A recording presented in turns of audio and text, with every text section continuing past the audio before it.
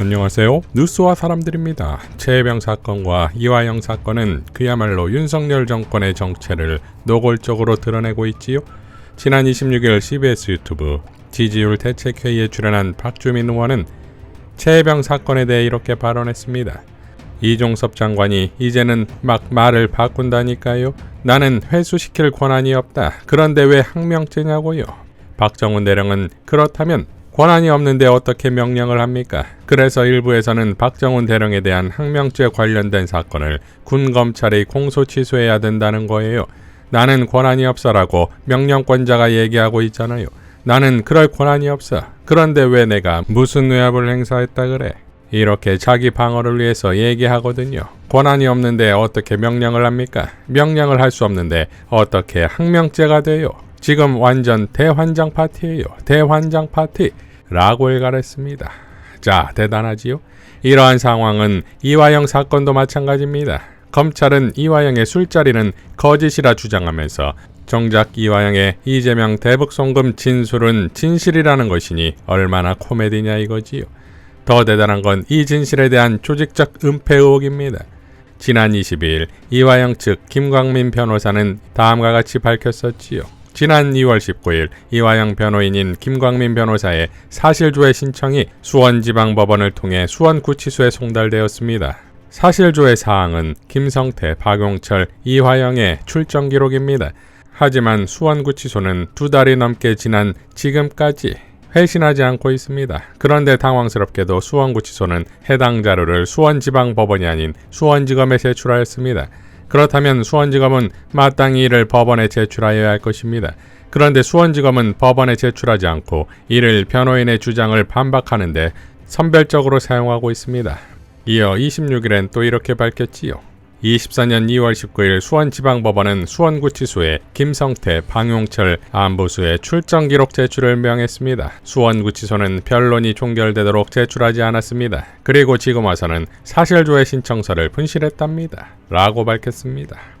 자, 이화영도 다음과 같이 밝혔지요. 구치소 측에서 횡설수설하고 있습니다. 저에게 출정 기록을 줬다고 하는데 저는 받은 게 없습니다. 제가 받았다면 당연히 변호사들에게 전달했겠지요. 진실은 밝혀질 것입니다. 구치소 관계자분들의 현명한 판단을 기대하겠습니다. 자, 그야말로 이 또한 대환장 파티가 아닙니까?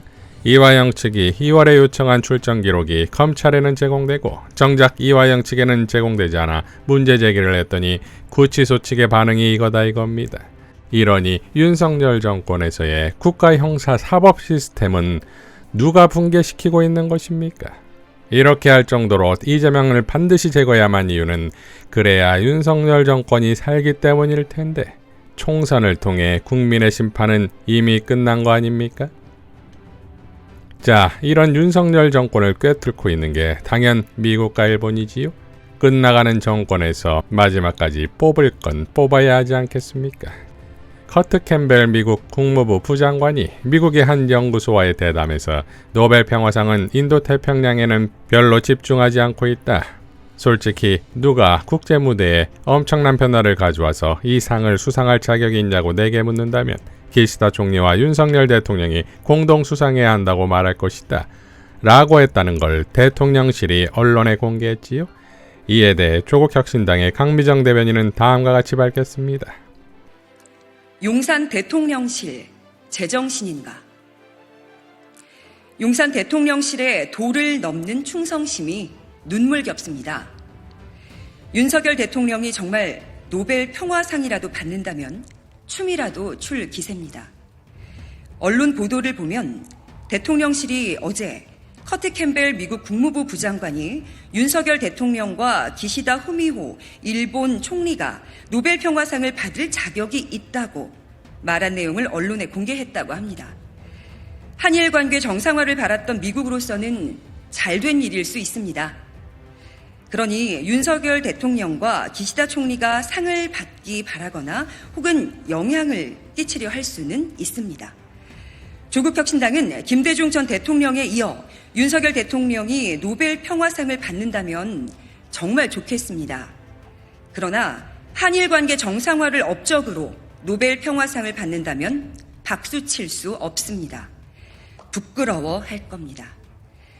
윤 대통령이 한일 관계 정상화라고 우겨도 그 본질은 대일 굴종 외교이기 때문입니다. 한일 관계가 진정으로 정상화됐다면 일본이 독도를 자기네 땅이라고 우길 수 있겠습니까?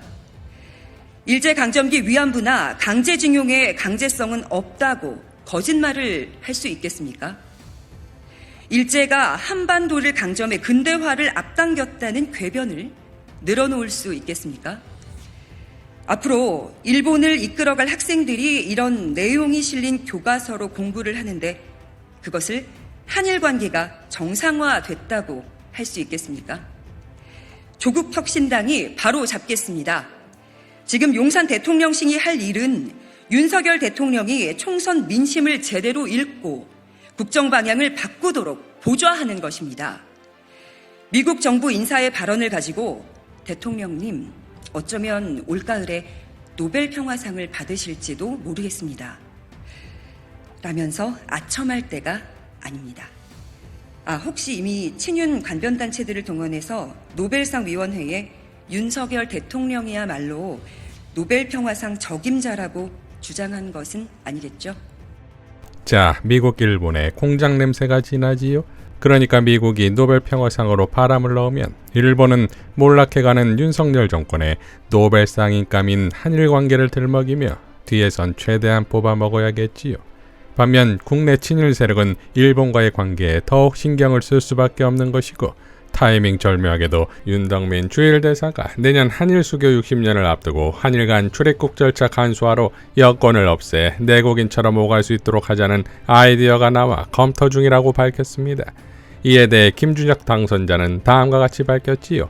일본인에게 독도를 자신의 안방 드나들듯이 개방할 속셈인가? 윤덕민 주일 대사가 내년 한일 수교 60년을 앞두고 한일 간 출입국 절차를 간소화해 일본인들이 여권 없이도 내국인처럼 한국을 오갈 수 있도록 하자는 아이디어를 검토 중이라고 밝혔습니다. 이 방안이 실행될 경우 일본 사람들이 여권 없이도 신분증만으로 내국인 창고로 입국할 수 있게 되는 것입니다. 그렇다면 일본인들이 독도에 여권 없이 자유롭게 드나들 수 있는 상황이 생길 수도 있습니다. 도대체 윤석열 정부는 일본 국민의 편의성만 생각하고 자국민들의 자긍심이나 안위는 전혀 관심이 없는 것인가요? 윤덕민 주일 대사는 2019년 한 강연에서 강제동원 피해자 보상 문제에 대한 대법원 판결을 존중한다면서도 더 이상 이걸 가지고 재판으로 뭘 할 수 없게 특별법을 만들어야 한다고 주장한 것이 드러나 논란을 일으킨 인물입니다. 그는 일본에 대한 청구권은 1965년에 종결되었으며 우리 정부와 기업이 기금을 출연해 피해자 보상을 하고 일본으로부터는 단 한 푼도 받아서는 안 된다고 설명한 바 있습니다. 정부는 이러한 친일적이고 저자세 외교 행각을 일삼는 주일 대사를 즉각 경질하고 국민들에게 대국민 사과를 하기 바랍니다. 라고 밝혔습니다. 조국 대표도 다음과 같이 밝혔지요.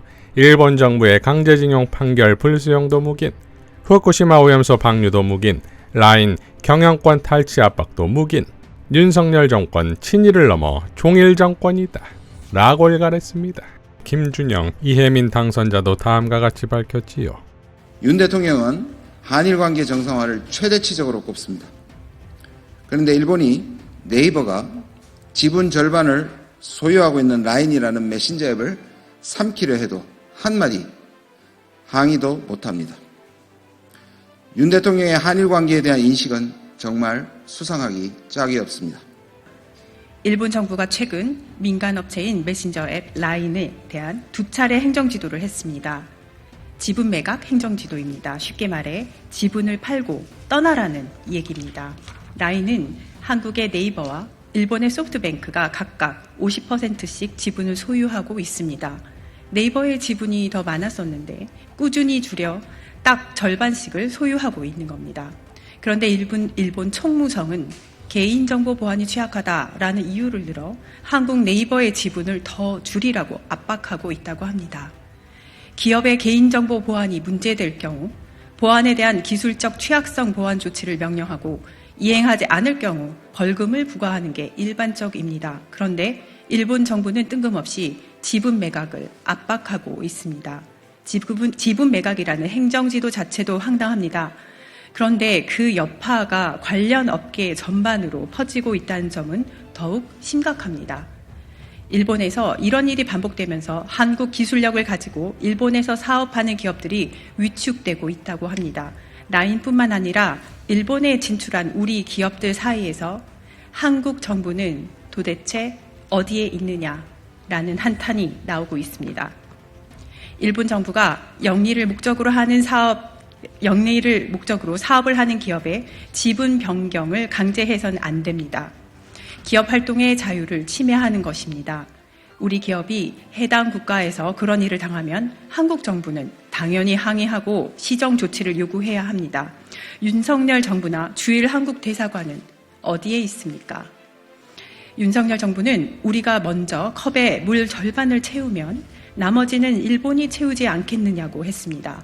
그런데 일본은 그 반컵을 마셔버리고 그것으로는 성이 차지 않으니 우물을 통째로 내놓으라고 하고 있습니다.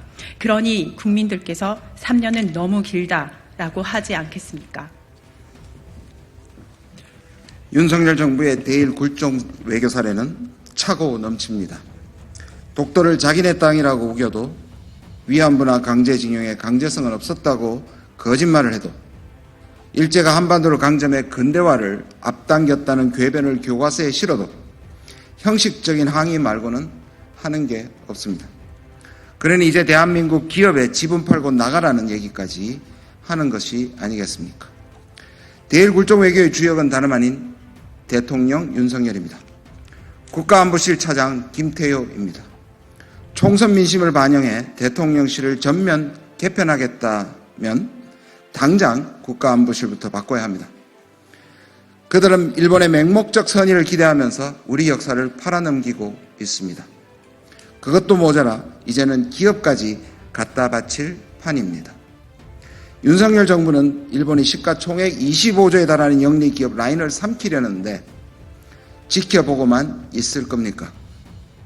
아니면 한국 네이버가 라인 지분을 다 넘기고 나면 그때 주한 일본 대사를 초치해 항의할 것입니까?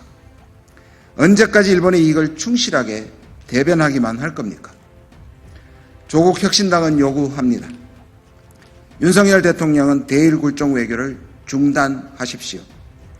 국가안보실의 굴종 외교 주역들을 경질하십시오. 국익을 최우선의 가치로 삼도록 외교 기조를 바꾸십시오. 그리고 일본 정부가 우리 기업을 탄압하지 못하도록 강력한 조치를 취하십시오. 이 같은 요구를 받아들이지 않는다면 3년은 너무 길다는 조국 혁신당의 슬로건에 공감했던 국민들은 3개월도 너무 길다고 하실 겁니다. 마지막 경고입니다. 자, 한일 국교 60주년이라는 2025년은 윤석열 정권이 끝나는 대한민국 두 번째 독립일이 되어야 할 것입니다. 이상 뉴스와 사람들이었습니다. 시청해 주셔서 감사드립니다.